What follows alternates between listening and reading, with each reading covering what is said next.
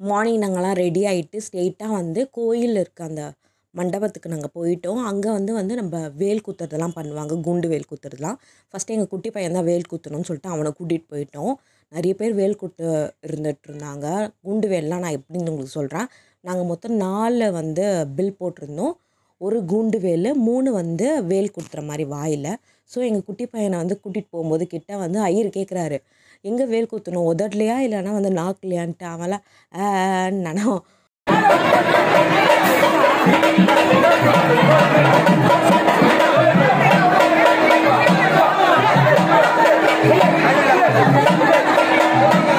நாக்கிலே வந்து குத்தி விட்டாங்க. சாமியை வர வச்சு தான் வந்து குத்தி விடுவாங்க. அதே மாதிரி அவனுக்கு சாமி வர வச்சு அந்த மாதிரி குத்தி விட்டாங்க. அவனுக்கு குத்தினோன்னு நாங்கள் வந்து கூண்டு வேல் வந்து நிறைய பேர் வந்து போட்டுகிட்டே இருந்தாங்க. எங்களுக்கு வந்து கரெக்டாக கூண்டு வேல் வெளியே போனோன்னா கூண்டு வேல் கிடச்சிது. ஸோ அதை வந்து நல்லா வாஷ் பண்ணிவிட்டு அதுக்கு மஞ்சள்லாம் வந்து என்னோடய நாத்தனாரும் மாமியாரை வந்து தடவிட்டு இருந்தாங்க.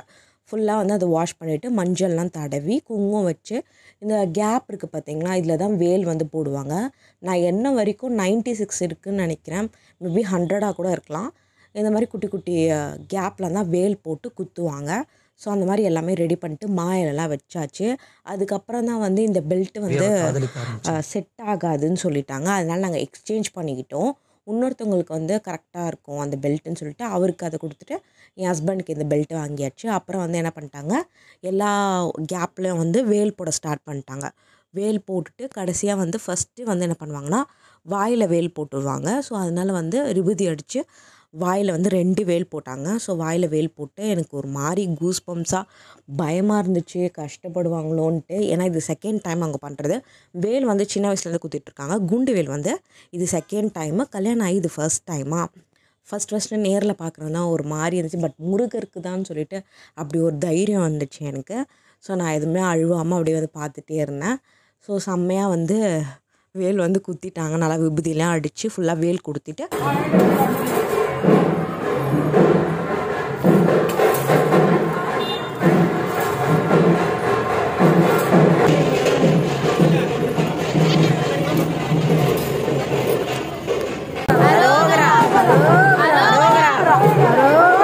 நானும் வந்து பால் குடம் எடுத்துகிட்டு இருந்தேன். ஸோ இங்கேருந்து பால் குடம் வந்து மலை வரைக்கும் எடுத்துகிட்டு போகணும் சாமிக்கிட்ட. ஸோ பால் குடம் வந்து எனக்கு தெரியவே தெரியாது. என் மாமியார் டக்குன்னு வந்து குடம் வாங்கிட்டு பால் ஊற்றி கொடுத்துட்டாங்க. இல்லைனா சுடிதார் போட்டிருப்பேன், நான் எப்படி சாரீ கட்டிட்டு பால் குடம் எடுப்பேன்னு ஒரு பயத்திலே போனேன். அப்படியே சூப்பராகவே ரொம்ப சூப்பராகவே நான் ஏறிட்டாச்சு. மேலே வந்தோடனே நாங்கள் சாமியை பார்க்கல. உள்ளே போயிட்டு நான் பால் மட்டும் ஊற்றிட்டு வந்துட்டேன். என் ஹஸ்பண்ட் போய் வேலெல்லாம் கட்டிட்டு வந்துட்டார். வேல் எடுக்கும்போது செம்ம பிளட்டு வந்துடுச்சான். நல்ல வேளை நான் அந்த டைமில் எல்லாம் அழுதுட்ருப்பேன். ஸோ நம்ம மாலை போட்டிருந்தோம் பார்த்திங்களா, அந்த மாலை வந்து இந்த கோபுரத்தில் வந்து போட்டுருந்தோம். ஸோ அதே மாதிரி நாங்கள் கோபுரத்தில் மாலை போட்டோன்னே அப்புறம் வந்து ஒருத்தர் வந்து காவடி எடுக்கும்போது அதில் வந்து முருகர் சிலை இருந்துச்சு.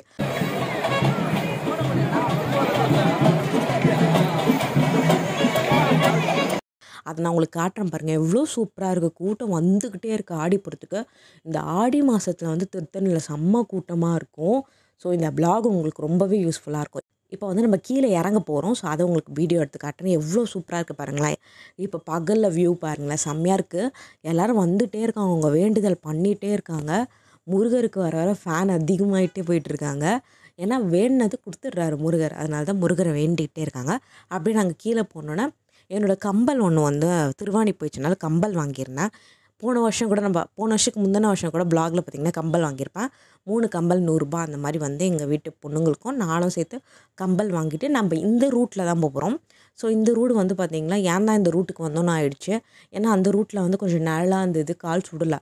ஆனால் இங்கே செம்ம சூடு. நான் அப்போயே அழகாக வீடியோலாம் எடுக்கலாம்னு நினச்சேன். ஏன்னா லாஸ்ட் டைம் நல்லா மழைலாம் ஏறி வீடியோலாம் எடுத்திருப்பேன். ஸோ இந்த தடவை எடுக்கவே இல்லை, குரங்கெல்லாம் வர இருந்துச்சு. கால் சூடு எப்போ தான் வந்து ரூமுக்கு போவோமோ ஆயிடுச்சு கிடக்குங்கன்னு நடந்து போயிட்டு நாங்கள் ஸ்ட்ரெயிட்டாக வந்து சத்திரத்துக்கு போயிட்டோம். ஏன்னா வந்து ரூமுக்கு போகாமல் சத்திரத்தில் அன்னதானம் ஸோ சாப்பிட்ணுன்னு சொல்லிட்டு அங்கே போனோன்னா எங்களுக்கு தெரிஞ்ச பையன் தான் டக்குன்னு எங்களுக்கு வந்து விட்டுட்டான். ஸோ அங்கே வந்து ஃபஸ்ட்டு இலை போட்டு நம்மளுக்கு தண்ணி தெளிச்சாச்சு. கேசரியும் ரவையும் சேமியாவும் போட்டு ஒரு கேசரி வச்சுருந்தாங்க. அப்புறம் என்னோடய ஃபேவரட் உருளைக்கிழங்கு தொக்கு வச்சுருந்தாங்க. இந்த கல்யாணத்துலலாம் கொடுப்பாங்களே, எனக்கு ரொம்ப பிடிக்கும். அப்புறம் சாதம் போட்டாங்க, சுட சுட சாதம். அப்புறம் சாம்பார், கூட்டு, அப்பளம் வச்சுருந்தாங்க. சூப்பராக இருந்துச்சு. அந்த கோயிலில் சாம்பார்லாம் எனக்கு ரொம்ப பிடிக்கும். வீட்டில் சாம்பார் செஞ்சால் தான் கொஞ்சம் கடுப்பாக இருக்கும். அப்புறம் எப்போவுமே என்னோடய favourite kara kuzhambu, vatha kuzhambu, kara kuzhambu. But வந்து எனக்கு சாம்பார் தான் ரொம்பவே பிடிச்சிருந்தது. சாப்பிட்டு இங்கே மோர் இல்லையானா ரசம் குடிச்சாச்சு. அவ்வளோதான், நம்ம சாப்பிட்டு முடிச்சுட்டு இப்போ ரூமுக்கு தான் போகிறோம். ஸோ நம்ம வந்து சாப்பிட்டாச்சு. இந்த வாட்டி வந்து நம்ம 2 வாட்டி மலை ஏறி இறங்கணும், நேற்றும் இன்னைக்கும். ஸோ நான் நேற்று ஏறினது வந்து உங்களுக்கு பிளாக் எடுத்திருப்பேன். அதே மாதிரி இன்னைக்கு இறங்கும் போது பிளாக் எடுத்திருப்பேன். ஏன்னா இறங்கும் போது நேற்று வந்து இருட்டாயிடுச்சு. ஸோ அதனால தான் வந்து இன்னைக்கு நான் இறங்கும் போது எடுத்தேன். அதே மாதிரி நேற்று நைட்டு சாப்பிட்றது வந்து நான் வீடியோ எடுக்கவே மறந்துட்டேன். எங்கே சாப்பிட்டேன்னா அதே இது இருக்குது பார்த்தீங்களா, சத்திரம். அங்கே வந்து பொங்கல் போட்டிருந்தாங்க, சூடாக பொங்கல் சாம்பார், அதுதான் சாப்பிட்டேன். ஸோ இந்த முருகர் தரிசனம் வந்து 2 வாட்டி நம்ம பார்த்தோம். பட் நாங்கள் வந்து வேல் கூத்திட்டு, குண்டு வேல் கூத்திட்டு, பால் குடம் எடுத்து மேலே போயிட்டு சாமியை பார்க்கல. நேற்று தான் சாமியை பார்த்துட்டோன்னு சொல்லிட்டு எனக்கு சாமியை பார்க்கல. பட் மலை மட்டும் 2 வாட்டி ஏறிட்டோம். ஸோ செம்ம ஜாலியாக இருந்தது. தரிசனம் சூப்பராகவே பார்த்தாச்சு. நேற்று செம்மையாக நான் பார்த்தேன், அவ்வளோ கூட்டத்துலேயே செம்மையாக பார்த்தேன். ஸோ ஆடி மாதம்னா இப்படி தான் இருப்போம். நீங்களும் வந்து ஆடி மாதத்துக்கு வந்து ஆடிப்புறத்துக்கு வந்து திருத்தணி வந்திருந்தா கீழே கமெண்ட் பண்ணுங்கள். வந்தது வந்து ரொம்ப மூச்சு வாங்குது. எப்படியோ சாமி மலை வந்து ஏறிட்டோம். பட் வந்து இந்த ரூம் படிக்கட்டு ஏறி வர்றது ரொம்ப மூச்சு வாங்குச்சு. ஸோ அவ்வளோதான், நம்மளுக்கு வந்து 3 மணிக்கு ட்ரெயின் ஏற வேண்டியது தான். இப்போ நம்ம 1:30 மணி டைமு. ஸோ ஒரு 1 ஹவர் கிட்ட ரெஸ்ட் எடுத்துட்டு 1/2 அன் ஹவர் கிட்ட இங்கேருந்து கிளம்புனா கரெக்டாக இருக்கும் ட்ரெயின் பிடிக்கிறதுக்கு. ஸோ நீங்கள் வந்து ஆடிப்புறத்துக்கு இந்த மாதிரி வந்து மலை ஏறிருந்தீங்கன்னா திருத்தணி மலை எவ்வளோ கூட்டமாக இருக்கும், அது மாதிரி வேலு குண்டு வேலாம் போட்டிருந்தீங்கன்னா கீழே கமெண்ட் பண்ணுங்கள். ஸோ உங்களுக்கு முருகர் எவ்வளோ பிடிக்குமோ கீழே கமெண்ட் பண்ணுங்கள். செம்மையாக பார்த்தாச்சு முருகரை. செம்ம தரிசனம், எனக்கு ரொம்பவே பிடிச்சிருந்தது. ஸோ வீடியோ பிடிச்சிருந்தா லைக் பண்ணுங்கள், ஷேர் பண்ணுங்கள், மறக்காமல் சேனல் சப்ஸ்கிரைப் பண்ணிட்டு பக்கத்துக்கு பெல் பட்டன் தட்டி விட்டுக்கோங்க. வச்ச பாய்.